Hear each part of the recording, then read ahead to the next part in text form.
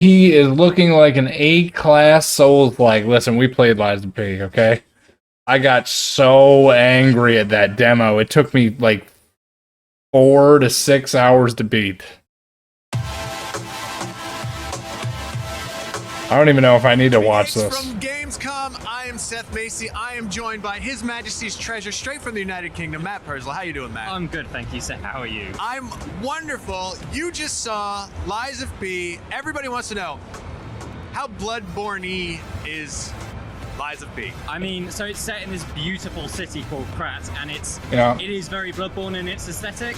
Lots of all of those very ornate sort of buildings, beautiful statues, and a lot of that Victorian horror vibe going on. All right, yeah. Which is good. The enemies, so we've seen new enemies this week at Gamescom. Like what? Which is very cool. So obviously puppets are the big deal because Of course, it's based on puppets. Pinocchio. But these ones were very almost like marionettes, like they've got golden strings that come like out of the sky, these magical strings. But then this giant half woman marionette, half spider freak. Oh, cool. I that hate that. Just came charging down a corridor at me. Very luckily, I've got shit tons of weapons in my inventory to use against them. And that's, I think, where it's standing out from Bloodborne in that vibe. Bloodborne has a very specific set of weapons, Yeah. like probably the smallest range in the Souls sort of games. They gave me so many weapons in my inventory to try out. Obviously, you wanted to know what sort of style I was into.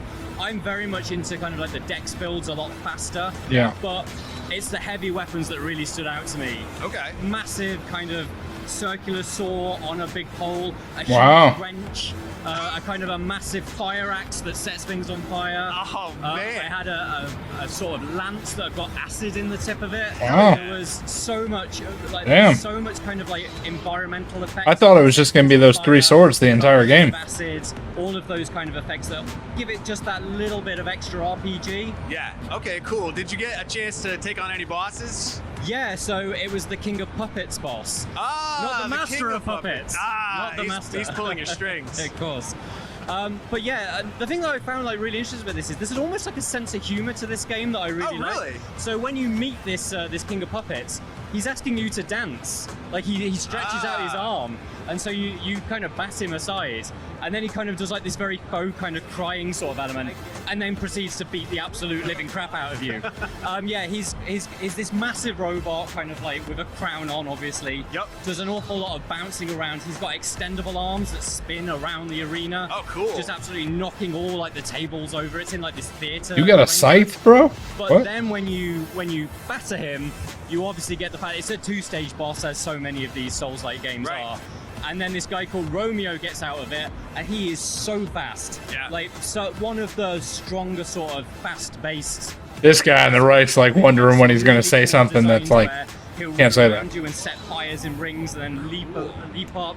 And then you've obviously got to do perfect. The classic Pinocchio outfit. Look at that. impressive stuff. It just felt real good, real fluid. Yeah, really fluid. Kind of like a big sort. I'm of a real boy. that came out of the last demo was if the dodge was going to be any good. Like the dodge Oh, didn't feel dodge great. is critical. Yeah, How was it? Absolutely. Yeah, genuinely, I think it's a little bit better. I'm not sure it's kind of like Bloodborne levels yet, Right. but I'm definitely feeling a little bit more smoothness in that combat.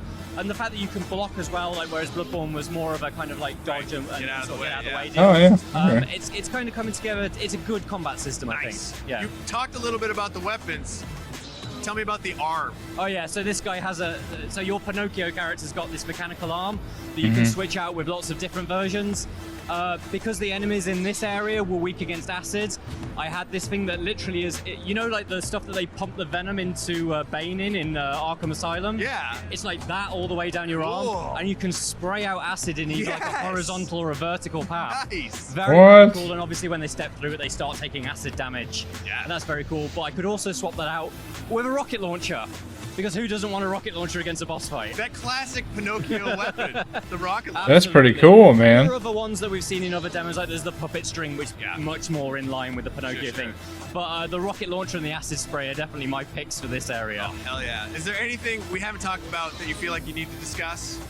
I think just the vibes, man. Like Good vibes. Good vibes and real Nice. good fashion. Some of the best coats that I've seen since like Assassin's Creed Unity. Really? Really beautiful long coats with that velvety touch. Oh, Very good I love stuff. a good velvety touch. That's awesome. So that was Lies of P. You checked it out. Yeah. Good times. Mhm. All right, cool. We are here on the floor of Gamescom. We're here for the All rest right. of the week. Well, Lies of P looks pretty good. I mean, we already knew that, but apparently there's more that we didn't know that we're just now finding out about.